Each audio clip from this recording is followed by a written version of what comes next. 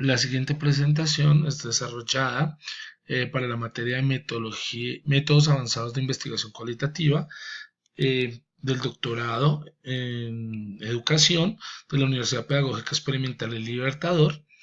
Mi nombre es Luis Fernando Rangel y mi tutora es la doctora María Regina Tavares. Entonces vamos a ver que la investigación, la siguiente presentación tiene los siguientes temas: niveles de teorización, análisis de contenido, mediación de datos y ética en la investigación, todo desde el enfoque cualitativo. Bueno, vamos a entender primero que para los niveles de teorización tenemos que ver que la función es predecir, comparar, contrastar, añadir, ordenar y establecer nexos y relaciones. Pero ahí es donde viene el primer miedo, según la señor Piñero y Rivera, que plantean que cómo trascender, o sea, cómo los datos y la investigación que tenemos van a trascender para convertirse en teoría. Y eso va a hacer que el investigador o muchos investigadores en el momento de generar este trabajo, ver cómo va este trabajo, pues le dé miedo porque va a estar sometido, por ejemplo, a pares, va, pero tiene que generar una síntesis de datos, una construcción, todo con generar una teoría, pero eso puede ser intimidante. Para Ortiz existen unos niveles de teorización. Esos niveles de teorización son el teórico general, que incluye los referentes filosóficos y epistemológicos que le sirven para la base de la concepción teórica.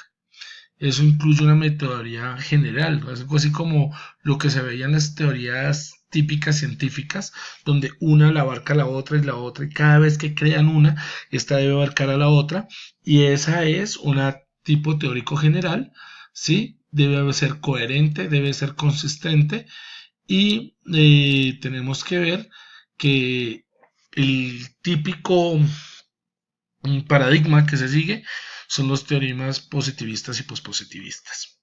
Hasta el teórico particular, donde hace referencia a la conceptualización teórica de la disciplina específica con principios y leyes. Debe tener una coherencia lógica y obviamente debe ser jerarquizada.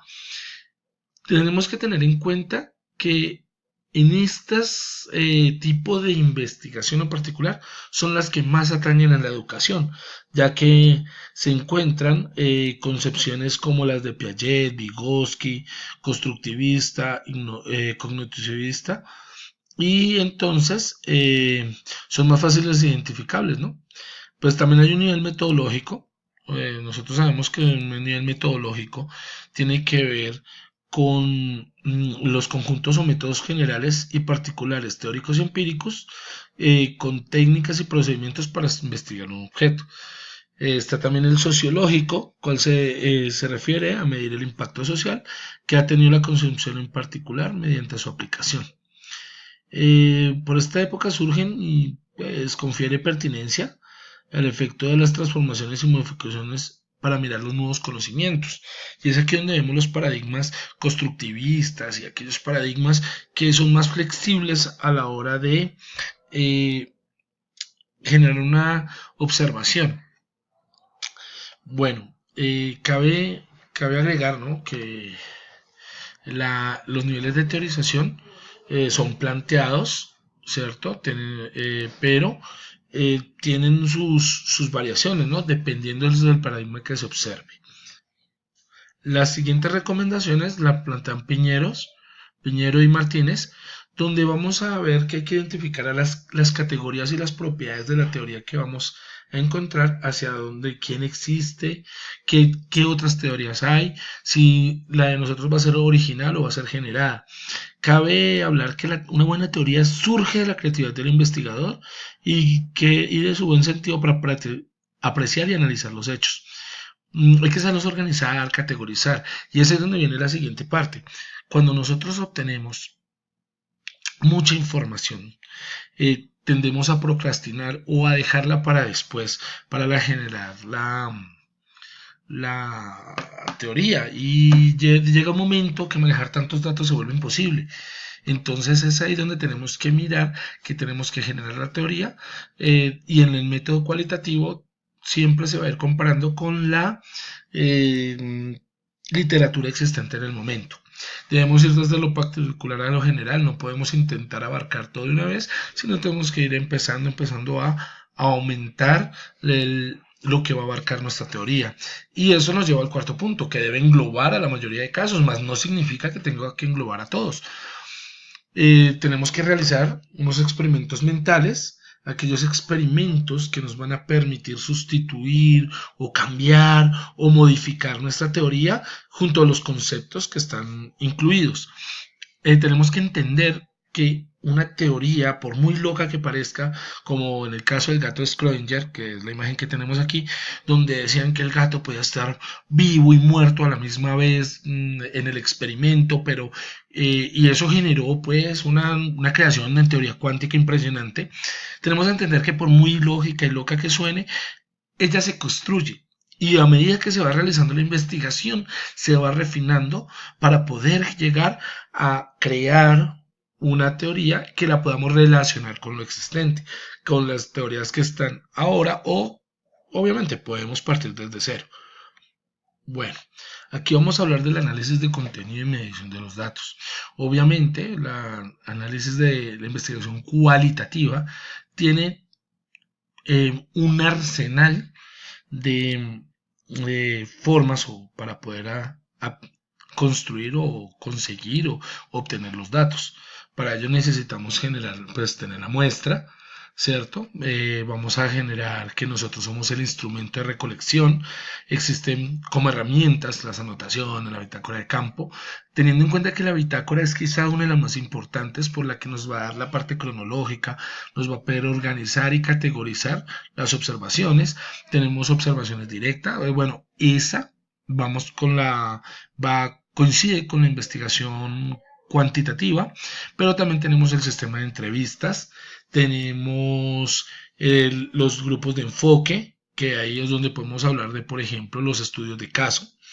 Tenemos los documentos, pues todos los registros que pueden ser verbales, pueden ser, además de verbales, tenemos otro tipo de registros que pueden ser registros sonoros, grabaciones, videos.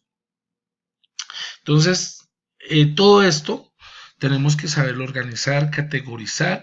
Para eso se puede utilizar programas computacionales. Luego vamos a analizar el material, donde para poder llegar a tener el rigor y la credibilidad, necesitamos mirar la dependencia, necesitamos mirar la transferencia, que podemos llevarlo de un lado a otro, ¿cierto? Deben ser muy estructurados, debe además eh, tiene que poderse confirmar, ¿sí? Y todo ese material se debe codificar, ¿ya? Entonces se crean categorías, códigos, tengamos en cuenta que las variables que se usan son variables que no se pueden cuantificar muchas veces, a pesar de que podemos usar en la entrevista análisis mixtos, ¿ya? Dependiendo de preguntas abiertas si es preguntas abiertas o cerradas. Bueno, la ética en la investigación.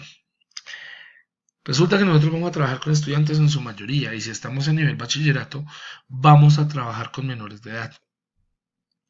Y esos menores de edad están cubiertos por una ley, la 1090 de 2006, que cuando una investigación es una investigación sin riesgo, solo se pretende obtener información, crear conocimientos, pero no hay riesgo para su salud física, psicológica y emocional, se debe crear algo que se llama el consentimiento informado, donde los sujetos deben aceptar de forma voluntaria su participación, sus acciones deben estar basadas en una información completa y abierta sobre el alcance de la investigación, sus posibles investigaciones.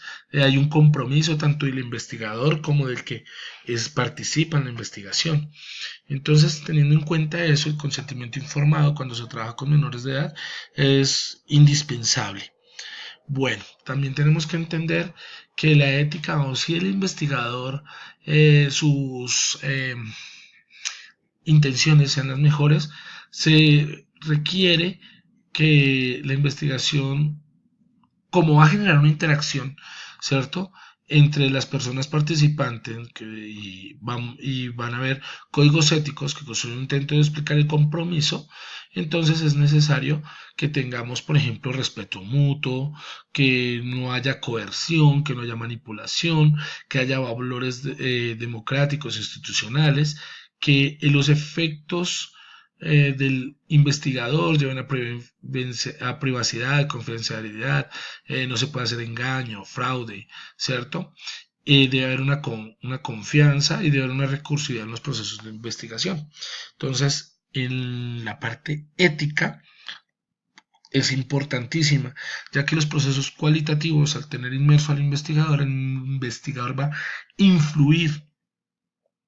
Inclusive en los métodos cuantitativos también sucede, a pesar de lo que se tiene teóricamente. Por eso se creó el principio de incertidumbre de Heisenberg, donde en un experimento para obtener la velocidad y la posición de un electrón que es netamente cuantitativo, ¿sí? Con el hecho de observarlo hay una interacción de un fotón y el fotón va a generar que haya un cambio en la muestra. Los docentes en Colombia de bachillerato tenemos el mismo problema. Quieren que los estudiantes sean grabados para generar una evaluación diagnóstico formativa, pero los chicos cuando se ven grabados y que va a haber un ente extraño que los está grabando, pues ellos se comportan de manera diferente, así como el electrón cuando se observa, porque interactúa con el fotón, también los estudiantes. Entonces no necesariamente va a ser totalmente objetiva o se va a obtener una, una observación totalmente vacía, no, sino limitada, donde la interacción influye y en la investigación cualitativa se presenta eso. Bueno, en cuanto a la mediación de los datos, existe también hay que entender que está el estudio de caso, que lo genera Steak y Jim, pero también hay detractores del estudio de caso. Entonces hay que ser muy rigurosos, teniendo las implicaciones éticas, la sustentación. Entonces, como conclusión, podemos decir que la investigación cualitativa es un arma muy poderosa que afecta o se puede utilizar para analizar los paradigmas principales, como con los constructivistas, interpretativo, el sociocrítico, podemos analizar inclusive positivista, que hay muchas herramientas, como está el estudio de caso, las entrevistas, la observación directa, pero que la implicación ética es muy grande, donde si nosotros tenemos la parte ética muy bien, es una certificación de que la investigación no va a ser manipulada por posibles elementos. Bueno, muchas gracias. Mi nombre es Luis Fernando Rangel y me despido.